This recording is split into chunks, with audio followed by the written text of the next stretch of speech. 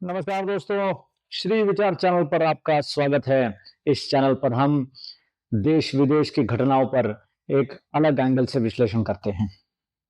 दोस्तों, अगर आपको याद होगा कुछ साल पहले मतलब 10 साल पहले मलेशियन एयरलाइंस की एक फ्लाइट MH370 रहस्यमय तरीके से गायब हो गई थी। इस फ्लाइट में 239 पैसेंजर्स थे और इस फ्लाइट ने टेक ऑफ किया था मलेशिया के कोलालमपुर एयरपोर्ट से। इसे जाना था बीजिंग इंटरनेशनल एयरपोर्ट, लेकिन ये बीच रास्ते में ही पश्चिम दिशा में मुड़ गई और इंडियन ओशन में कहीं जाके रहस्यमय तरीके से गायब हुई।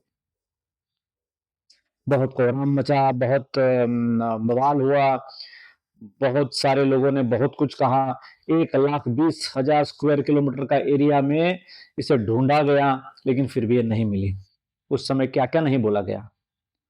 कोई कह रहा था कि कहीं अमेरिका ने तो गिराई नहीं है, कहीं चाइना तो इसमें इन्वॉल्व नहीं है, हो सकता है प्लेन खराब हो गया हो सकता है इसमें ईंधन ही नहीं बचा हो, फ्यूल स्टार्वेशन की वजह से गिर गया हो, न जाने क्या क्या बोला गया था। तो अब 10 साल बाद ये क्यों खबर में आई है ये फ्लाइट? इसका कारण ये है मित्रों कि ऑस्ट्रेलिया के एक साइंटिस्ट है जनाब विंसेंट लाइन।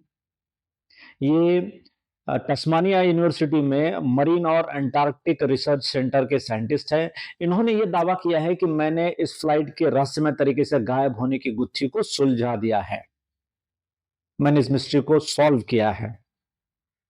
उनका ये दावा है कि ये ना तो कोई सबोटाज था, ना ये तो फ्लाइट किसी ने गिराई थी, ना फ्यूल स्टार्वेशन की वजह से गिरी थी।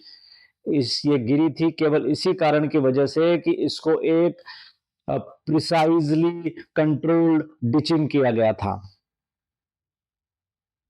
इस फ्लाइट के जो पायलट थे इनका नाम था जहरी अहमद शाह। इन्होंने इसे बहुत प्रिसीजन से कंट्रोल डिचिंग किया था। अभी कंट्रोल डिचिंग क्या होता है? जब वाटर सरफेस पे लैंडिंग करना होता है इमरजेंसी सिचुएशन में, तो इसे कंट्रोल डिचिंग कहते हैं। आपको याद होगा 1954 में एक फ्लाइट थी जिसको सली ने हडसन रिवर पे लैंड किया था, बहुत सारे पैसेंजर को बचाया था, उसके ऊपर पिक्चर भी बनी है। तो वो था कंट्रोल डिचिंग। तो ये फ्लाइट जो गिरी है वो कंट्रोल डिचिंग की वजह से गिरी है, ऐसा उनका कहना है। अब जब वो फ्लाइट गायब हो गई थी, तब उस समय एक Canadian air crash investigation expert थे जिनका नाम था लैरी वांस। इन्होंने ये कह दिया था कि इस फ्यूल स्टार्वेशन की वजह से नहीं गिरी थी, क्योंकि उन्होंने उस वक्त जो इन्वेस्टिगेशन किया था तो फ्लाइट के लास्ट लोकेशन तक फ्लाइट में जो है प्लेन में फ्यूल था, ईंधन था, तो फ्यूल स्टार्वेशन की वजह से नहीं गिरी है। और इस थ्योरी को विंसेंट लांस जो है ये सपोर्ट करते हैं। तो उनके हिसाब से इस वक्त जो फ्लाइट, ये मिसिंग फ्लाइट जो है ये है इंडियन ओशन में एक ब्रोकन रिज करके एरिया है। ब्रोकन रिज में उसकी पूर्व दिशा की ओर एक 20,000 फुट गहरा कुआ जैसा बहुत बड़ा इलाका है, उसमें यह फ्लाइट इस वक्त है। और यहाँ अगर ढूंढा जाएगा तो ये फ्लाइट यहाँ मिलेगी। यहाँ बहुत डेंजरस ओशियनिक एक्टिविटीज होती है, बहुत खतरनाक एटमॉस्फेयर होता है यहाँ नीचे, तो यहाँ पहुंचना वैसे मुमकिन नहीं है, इसलिए शायद ये फ्लाइट मिली नहीं होगी। उनका अपील है सब सब देशों से कि इस फ्लाइट को इन्होंने जो प्रिसाइज लोकेशन बताया उस पर ढूंढा जाए, तो हो सकता है कि ब्लैक बॉक्स मिल जाए, तो बहुत सारे राज इसमें से बाहर आ सकते हैं। अब सवाल ये पैदा होता है कि इस पायलट ने कंट्रोल डिचिंग की क्यों, इसको वहां मोड़ा क्यों?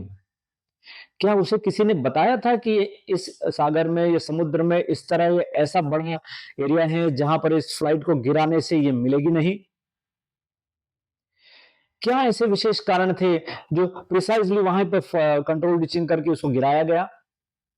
तो ये सारे राज तभी खुलेंगे जब ब्लैक बॉक्स रिकवर होगा।